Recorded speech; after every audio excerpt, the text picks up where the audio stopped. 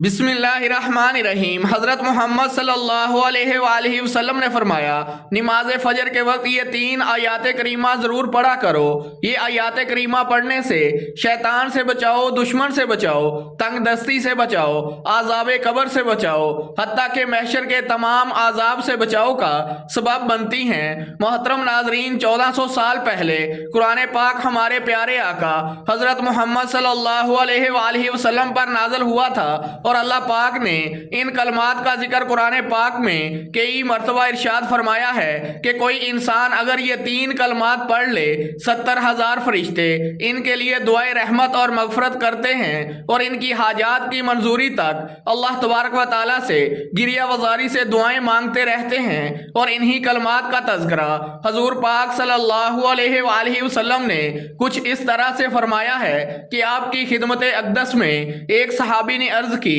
या रसूल अल्लाह सल्लल्लाहु अलैहि वआलिहि वसल्लम, कोई ऐसी नसीहत तजवीज़ फरमा दीजिए कि दुश्मन के शर से बचाओ, शैतान के शर से बचाओ, जहन्नम के शर से बचाओ, पुलसरात के शर से बचाओ, कब्र के आज़ाब से बचाओ, हत्ता के महशर के रोज़ तमाम तर आज़ाब से बचाओ और रिज़्क़ की तंगी से बचाओ और तमाम मुश्किलात दीनी और दुनियावी से बचना मकसूद हो कि ऐसी तजवीज़ फरमा दीजिए। हजूर पाक सल्लल्लाहु अलैहि वआलिहि वसल्लम ने इस सहाबी को फरमाया, मैं तुम्हें ऐसी तजवीज़ देता हूँ, तुम नमाज फजर के बाद इन आयात करीमा को पढ़ लिया करो। जो भी तुम्हारी हाजात होंगी ये आयात करीमा अल्लाह से फरियाद करती रहेंगी जब तक पढ़ने वाले की हाजात पूरी ना हो। मोहतरम नाजरीन, जरा तसव्वुर करें वो लम्हा जब अंधेरी रात के बाद फजर की रोशनी दिलों पर उतरती है और बंदा अपने रब के हजूर खड़ा होता है। यही वो वक्त है जब रहमतें बरस रही होती हैं और दुआएं कबूलियत के दर पर दस्तक दे रही होती हैं। मोहतरम नाजरीन, कुरान मजीद अल्लाह ताला का आखिरी कलाम है जो नबी करीम सल्लल्लाहु अलैहि वआलिहि वसल्लम पर नाज़िल हुआ और दूसरी आसमानी किताबों की तरह इसमें कोई तहरीफ नहीं है। हमारा ईमान है कि आज भी इस सूरत में हमारे पास मौजूद है जैसे 1400 साल पहले रसूल करीम सल्लल्लाहु अलैहि वआलिहि वसल्लम पर नाज़िल हुआ था और इसमें एक भी ज़ेर ज़बर की तब्दीली नहीं की गई, क्योंकि इसकी हिफाजत का ज़ुम्मा खुद अल्लाह ताला ने लिया है। अल्लाह तबारक व ताला फरमाते हैं, हमने ये जिक्र के लिए कुरान मजीद नाज़िल किया है और हम ही इसकी हिफाजत करने वाले हैं। इंसान को इस दुनिया में यूं ही नहीं भेजा गया, बल्कि इसे अपने रब की पहचान और बंदगी के लिए चुना गया है ताकि दिलों के राज खुल जाएं कि कौन शुक्रगुजार है और कौन नाशुक्रा। अल्लाह ताला ने रहनुमाई के लिए अंबिया इकराम भेजे, निशानियों के साथ मोजज़ात अता किए, मगर बहुत सी कौमें गफलत में डूबी रहीं और अपने ही हाथों अजाब को आवाज़ देती रहीं। फिर रहमत इलाही ने अपने कमाल पर जलवा किया और हज़रत मोहम्मद सल्लल्लाहु अलैहि वआलिहि वसल्लम को आखिरी नबी बनाकर अरब की सरजमीन पर माबूस फरमाया और कुरान मजीद को हज़रत जिब्राईल अमीन अलैहिस्सलाम के ज़रिए एक अजीम मोइज़े की सूरत में नाज़िल किया।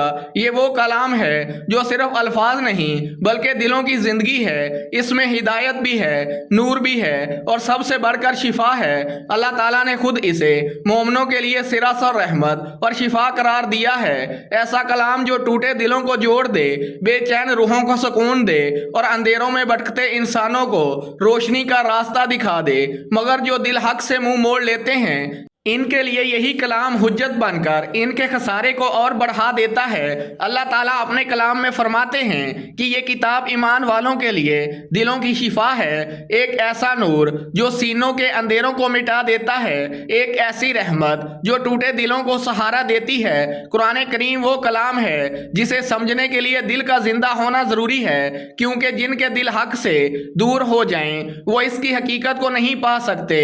अल्लाह तबारक व तआला की रहमत इतनी वसी है कि अगर इसे समंदरों की गहराई में भी नापना चाहें तो इसकी वसअत ख़त्म ना हो, मगर हर इंसान इसे अपने ज़रफ़, अपनी तलब और अपने यकीन के मुताबिक पाता है। फिर रब करीम मोहब्बत से पुकारता है कि ए लोगो, तुम्हारे पास तुम्हारे रब की तरफ से ऐसी नसीहत आ चुकी है जो तुम्हारे दिलों के हर रोग की शिफा है, जो तुम्हें सीधा रास्ता दिखाती है और ईमान वालों के लिए सिरासा रहमत बन जाती है। ये वो पैगाम है جو دل کو جگاتا ہے، روح کو زندہ کرتا ہے اور انسان کو اپنے رب کے قریب لے آتا ہے۔ یہ حقیقت دل کو جھنجھوڑ دیتی ہے کہ قرآن مجید صرف ایک کتاب نہیں بلکہ انسان کے ہر درد کی شفا ہے، چاہے وہ دل کا روگ ہو یا روح کی بے چینی یا جسم کی کمزوری یا ذہن کی تھکن، حسد، کینہ، بغض، منافقت اور ڈپریشن جیسے اندھیرے جب دل میں گھر کر لیتے ہیں تو یہی کلام انہیں روشنی میں بدل دیتا ہے، کیونکہ اللہ تبارک و تعالیٰ کا ذکر روح کی غذا ہے جو انسان کے اندر نئی زندگی اور طاقت بھر دیتا ہے۔ اور رب کریم اپنی نشانیوں کے ذریعے ہمیں سکھاتا ہے کہ شفا صرف الفاظ میں نہیں بلکہ اس کی پیدا کی ہوئی نعمتوں میں بھی چھپی ہے، جیسے وہ شہد کے بارے میں فرمایا کہ اس میں لوگوں کے لیے شفا ہے اور جو غور و فکر کرنے والوں کے لیے ایک بڑی نشانی ہے۔ یہ ہمیں یاد دلاتا ہے کہ انسان کی صحت میں اس کی خوراک بھی اہم کردار ادا کرتی ہے اور قدرتی نعمتیں جیسے شہد اور پاکیزہ غذا انسان کے جسم کو طاقت دیتی ہیں۔ پھر حضرت محمد صلی اللہ علیہ وآلہ وسلم نے محبت بھرے انداز میں رہنمائی فرمائی کہ شفا 3 چیزوں میں ہے: قرآن کریم کی تلاوت، شہد کا استعمال اور علاج کے طریقے۔ مگر آپ نے اپنی امت کو تکلیف دہ طریقوں سے بچنے کی تعلیم دی۔ یہ سب ہمیں ایک ہی سچ کی طرف لے جاتا ہے کہ شفا کا اصل سر چشمہ اللہ تبارک و تعالیٰ ہے اور قرآن کریم اس کی سب سے بڑی رحمت ہے جو دلوں کو سکون، جسم کو طاقت اور زندگی کو نور عطا کرتا ہے۔ حضرت ابن مسعود رضی اللہ تعالیٰ عنہ سے مروی ہے، رسول اکرم صلی اللہ علیہ وآلہ وسلم نے فرمایا، لوگ شفا دینے والی 2 چیزوں کو یعنی شہد اور قرآن کو لازم پکڑو۔ جسم کے کسی حصے میں درد ہو تو سورت پڑھ کر دم کیا جاتا ہے۔ محترم ناظرین، یہ ایمان کو مضبوط کر دینے والی حقیقت ہے کہ سورۃ البقرہ اور معوذتین اللہ تبارک و تعالیٰ کی وہ عظیم نعمتیں ہیں جو انسان کو جادو، نظر بد اور ہر طرح کی پوشیدہ آفتوں سے بچانے کا ذریعہ بنتی ہیں۔ اور یہ بات صرف روایات میں نہیں بلکہ حدیث پاک کی روشنی میں ثابت ہے۔ ام المومنین حضرت عائشہ صدیقہ رضی اللہ تعالیٰ عنہ فرماتی ہیں کہ جب حضرت محمد صلی اللہ علیہ وآلہ وسلم اپنے آخری مرض میں تھے تو آپ خود اپنے اوپر معوذتین پڑھ کر دم کرتے تھے، اور جب تکلیف بڑھ جاتی تو میں یہ صورتیں پڑھ کر آپ پر دم کرتی اور آپ کے مبارک ہاتھوں کو آپ کے جسم پر پھیرتی تاکہ برکت حاصل ہو۔ یہ روایات صحیح بخاری اور صحیح مسلم میں مذکور ہے۔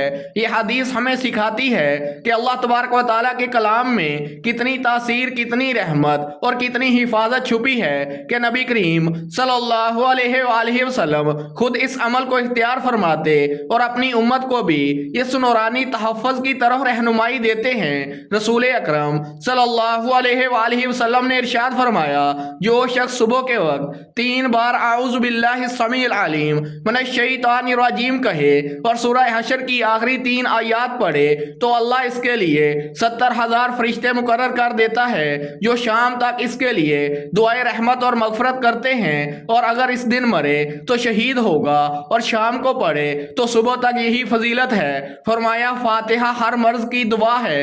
اس سورت کا ایک نام فاتحہ اور ایک نام سورۃ الشفا ہے، اس لیے کہ یہ ہر مرض کے لیے شفا ہے۔ 40 بار سورہ فاتحہ پڑھ کر مریض پر دم کرنے سے آرام ہو جاتا ہے اور آنکھ کا درد بہت جلد ٹھیک ہو جاتا ہے۔ حضرت نعمان بن بشیر رضی اللہ تعالیٰ عنہ سے روایت ہے کہ شہنشاہ مدینہ حضرت محمد مصطفیٰ صلی اللہ علیہ وآلہ وسلم نے فرمایا، اللہ پاک نے زمین و آسمان کو پیدا کرنے سے 2000 سال پہلے ایک کتاب لکھی، پھر اس میں سے سورۃ البقرہ کی آخری 2 آیتیں فرمائیں۔ جس گھر میں 3 راتیں ان 2 آیتوں کو پڑھا جائے گا شیطان اس گھر کے قریب نہ آئے گا۔ سنن ترمذی حدیث نمبر 2882۔ حضرت ابو ذر غفاری رضی اللہ تعالیٰ عنہ سے روایت ہے کہ سرکار کائنات حضرت محمد مصطفیٰ صلی اللہ علیہ وآلہ وسلم نے فرمایا، بے شک اللہ پاک نے مجھے اپنے عرش کے نیچے کے خزانے میں سے ایسی 2 آیتیں عطا فرمائیں جن کے ذریعے سورۃ البقرہ کا اختتام فرمایا، انہیں سیکھو اور اپنی عورتوں اور بچوں کو سکھاؤ، بے شک یہ نماز اور قرآن اور دعا ہے۔ حضرت معاذ رضی اللہ تعالیٰ عنہ سے روایت ہے کہ رسول خدا صلی اللہ علیہ وآلہ وسلم نے ارشاد فرمایا جو سورت کہف کی اول اور آخر سے تلاوت کرے گا اس کے سر تا پا نور ہی نور ہوگا، اور جو اس کی مکمل تلاوت کرے گا اس کے لیے آسمان اور زمین کا نور ہوگا۔ سنن الدارمی۔ حضرت ابو سعید خدری رضی اللہ تعالیٰ عنہ سے روایت ہے کہ مدینہ کے تاجدار حضرت محمد صلی اللہ علیہ وآلہ وسلم نے ارشاد فرمایا جو جمعہ کے دن سورہ کہف پڑھے اس کے لیے 2 جمعوں کے درمیان ایک نور روشن کر دیا جاتا ہے۔ ایک روایت میں ہے جو شب جمعہ کو پڑھے اس کے اور بیت العتیق یعنی کعبۃ اللہ شریف کے درمیان ایک نور روشن کر دیا جاتا ہے۔ سنن دارمی۔ حدیث نمبر 3407۔ حضرت ابو درداء رضی اللہ تعالیٰ عنہ سے روایت ہے نبی کریم صلی اللہ علیہ وآلہ وسلم نے فرمایا جو سورۃ الکہف کی پہلی 10 آیتیں یاد کرے گا دجال سے محفوظ رہے گا، اور ایک روایت میں ہے جو سورہ کہف کی آخری 10 آیتیں یاد کرے گا دجال سے محفوظ رہے گا۔ صحیح مسلم۔ حضور پاک صلی اللہ علیہ وآلہ وسلم نے فرمایا جو کسی رات میں سورۃ دخان پڑھے گا تو صبح ہونے تک 70,000 فرشتے اس کے لیے دعائے مغفرت کرتے رہتے ہیں۔ حضور پاک صلی اللہ علیہ وآلہ وسلم نے فرمایا جو جمعہ کے دن یا رات میں سورۃ دخان پڑھے گا اللہ پاک جنت میں اس کے لیے گھر بنائے گا۔ حضرت انس رضی اللہ تعالیٰ عنہ سے روایت ہے کہ رسول خدا صلی اللہ علیہ وآلہ وسلم نے فرمایا سورۃ واقعہ توانگری یعنی خوشحالی کی صورت ہے، لہٰذا اسے پڑھو اور اولاد کو سکھاؤ۔ شعیب الایمان للبیہقی۔ حدیث نمبر 2463۔ حضرت معاویہ بن عیسیٰ رضی اللہ تعالیٰ عنہ سے روایت ہے کہ اللہ پاک کے پیارے نبی کریم صلی اللہ علیہ وآلہ وسلم نے فرمایا سورۃ یاسین قرآن پاک کا دل ہے، جو اسے اللہ پاک کی رضا اور آخرت کی بہتری کے لیے پڑھے گا اس کی مغفرت کر دی جائے گی۔ حضرت انس رضی اللہ تعالیٰ عنہ سے روایت ہے کہ حضور اکرم صلی اللہ علیہ وآلہ وسلم نے فرمایا جو شخص ہمیشہ ہر رات سورۃ یاسین کی تلاوت کرتا رہا پھر مر گیا تو وہ شہید کہلائے گا۔